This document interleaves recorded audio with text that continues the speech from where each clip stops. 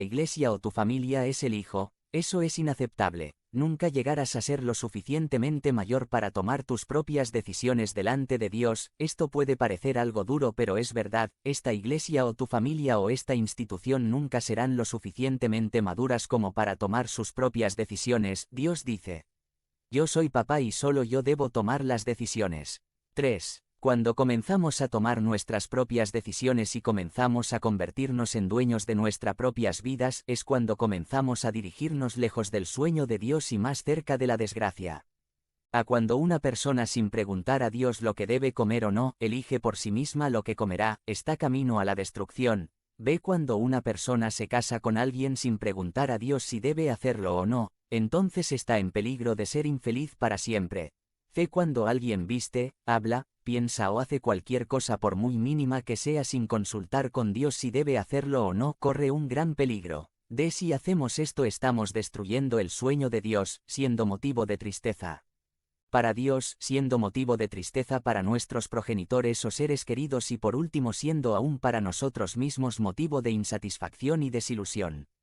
C. La posición. 1. Muchos de los líderes del pueblo de Dios tuvieron que enfrentar un gran problema, pensaron que estaban ahí porque Dios los había elegido pero que eso ocurrió porque se lo merecían. Un claro ejemplo de ello es Saúl. El pensar así los hizo actuar de forma inadecuada, se olvidaron que era Dios quien los había llevado a esa posición y que si se mantenían allí solo era por su misericordia. 2. Otra de las cosas interesantes que observamos en el pueblo de Dios es que ellos en verdad eran conscientes de que eran el pueblo de Dios, pero esto les llevó al extremo de pensar que eran superiores a los demás. 3. Cuando nos olvidamos que la posición nos la da Dios y no somos dueños o dueñas de ella, la usamos mal y por consiguiente, primero nos dirigimos hacia la desgracia, segundo colocamos el corazón de Dios triste, ya que nunca mientras estemos en esa situación podremos hacer realidad el plan que Dios tiene para nuestra vida, que como ya dijimos es más bueno de lo que uno se imagina. De la división. 1. Al estudiar a aquel pueblo que escapó de la espada en el desierto, nos damos cuenta que uno de los más serios problemas que enfrentó fue el divisionismo. A todo comenzó con la muerte de Salomón y la aspiración de dos de sus hijos para ser reyes. El pueblo dividido quedó débil y el enemigo aprovechó esas circunstancias para llevar a este pueblo que había nacido para triunfar a la más grande de las desgracias. 2. Cuando cada quien tira por su lado y nadie se pone de acuerdo, entonces la desgracia como que está tocando a la puerta. A cuando no existe un frente unido en el hogar o cuando los hijos tiran por un lado y los padres por otro, o cuando en la iglesia existen grupos divididos, entonces estamos rumbo a la desgracia y la ruina.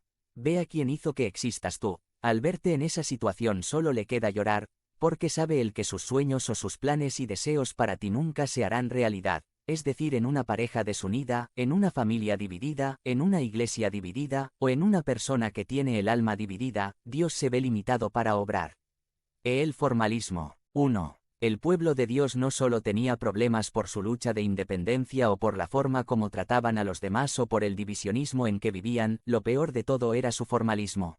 Sabían lo que debían hacer y simplemente lo hacían, como si eso sería suficiente. B. Estaban más preocupados en cumplir las normas que en mantener relación con el Señor de las normas. C. Las normas y las leyes eran su prioridad, lo que más les interesaba era que todos los conozcan por la cantidad de leyes que cumplían de forma estricta. D. Tenían toda la forma de un hijo de Dios pero no habían nacido de Dios. 1. Me explico, ellos parecían ser hijos de Dios, tenían todo lo que un hijo de Dios tiene, pero en realidad no eran hijos de Dios, parecían pero no eran. Hasta tenían el apellido y ante los ojos de la gente así parecían pero no lo eran. 2. Lo peor de todo es que ellos mismos no eran conscientes de su realidad, pensaban y creían que ya eran hijos de Dios por haber nacido en Israel y por hacer todo lo que los israelitas hacían. 2. Nosotros hoy en día también podemos truncar nuestro desarrollo y dejar a medias o por último caer en desgracia por esta misma razón. El formalismo, ser adventista y vivir como adventista ante los ojos de la gente es fácil, tener la forma de un adventista es sencillo, pero no es suficiente. A ser hijo de Dios es más que bautizarse y devolver el diezmo o guardar el sábado estrictamente, es más que eso. B. Ser hijo de Dios significa nacer de nuevo y vivir en comunión permanente con Dios, significa morir cada día al pecado y nacer cada día de Dios y para Dios. C. Déjenme decirles que igual que antes, hoy, nuestra preocupación por las formas, por lo que la gente ve, hace